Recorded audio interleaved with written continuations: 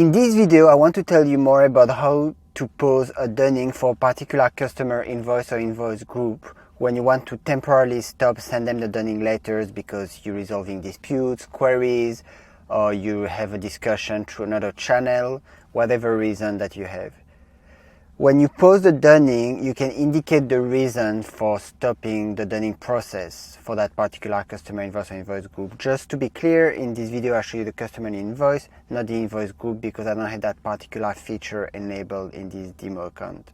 There is a way to set up additional pause reasons, which I show you in the following video. So to pause it, it's quite straightforward. Here for the customer, I click on dunning pausing reason, and then I can just choose one and then save. For the invoice, you also have the dunning, and you also choose the dunning pause reason, and you save. Obviously here you have to tick the pause dunning, and in customer you have to click here the pause dunning.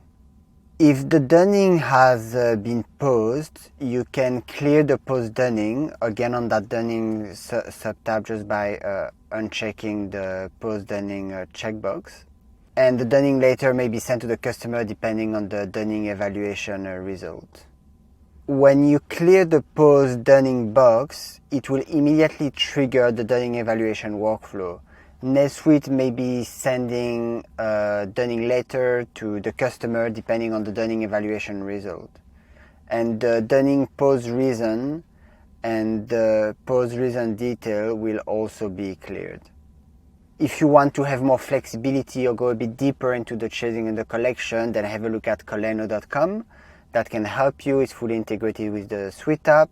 So if you like this video, please give it a thumbs up, and see you in the next one.